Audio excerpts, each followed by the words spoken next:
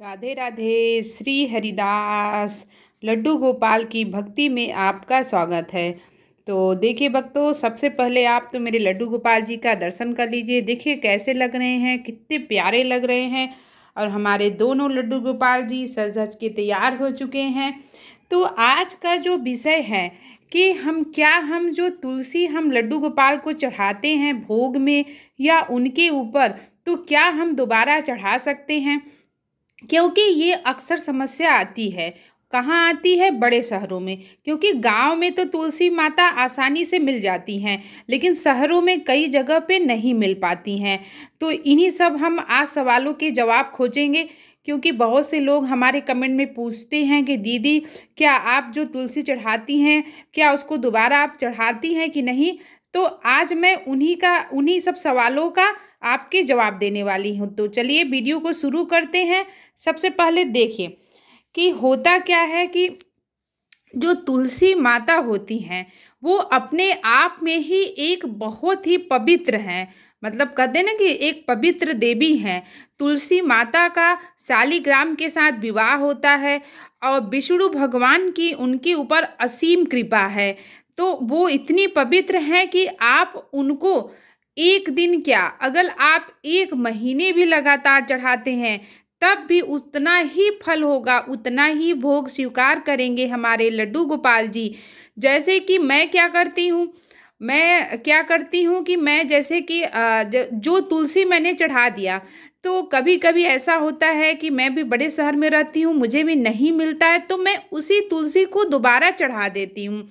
और मैं क्या करती हूँ, कहीं जाती हूँ आसपास तो अगर तुलसी मिल गई तो मैं ले आती हूँ उनको। या तो मैं उनको पानी में कुछ देर रख देती हूँ या मैं उनको सुखा लेती हूँ, सुखा के रख लेती हूँ। और फिर मैं अपने प्रभु को उनका भोग लगाती हूँ। तो तुलसी का जो भोग होता है वो आप लड्डू गोपाल को कभी भी लगा सकते हैं। मतलब यदि आपने जो तुलसी चढ़ाया हुआ है, जैसे ये मैंने प्रभु को तुलसी चढ़ाया है, अगर कल मुझे नहीं मिला तो मैं यही तुलसी अपने प्रभु को फिर से चढ़ा दूंगी।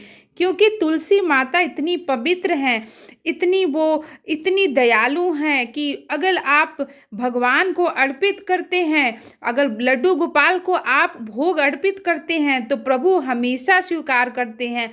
क्योंकि तुलसी माता को वरदान मिला है कि जब भी कृष्ण भगवान को वो जब भी पुकारेंगी, उनको जितनी भी मनोकामना होगी वो जरूर पूर्ण करेंगे। और जो भी भक्त तुलसी माता के भोग को, तुलसी मतलब कि किसी भी खाने में अगर आप तुलसी डाल देते हैं तो वो भोग कहते हैं अमृत के समान हो जाता है।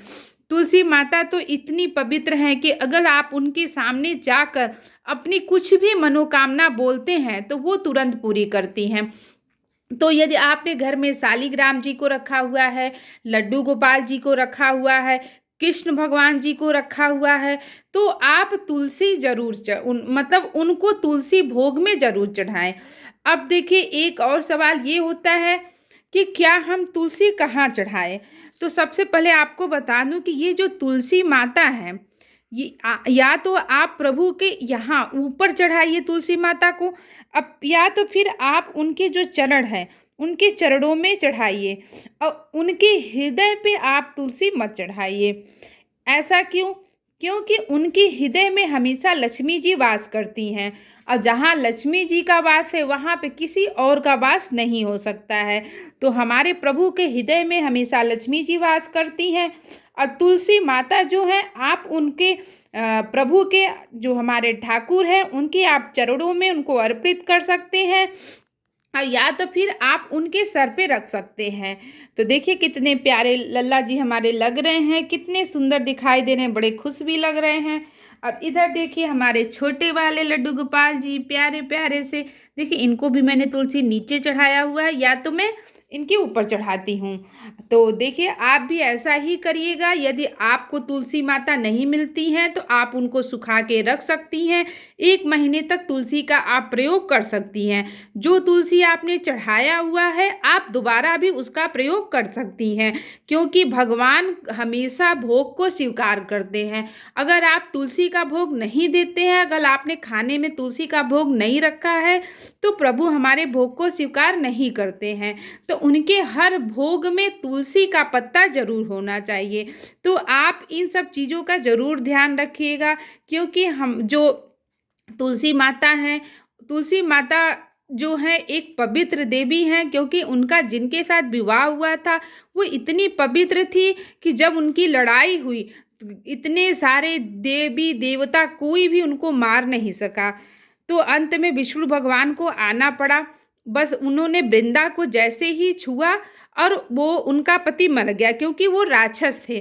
तो इसी वजह से माता ने श्राप भी दे दिया था विष्णु भगवान को कि आप पत्थर की हो जाएंगे, आपने मुझे क्यों छुआ। तो उन्हीं पत्थर से फिर वो भी सती हो गई। वृंदा मतलब वो तुलसी का पौधा उत्पन्न हुआ।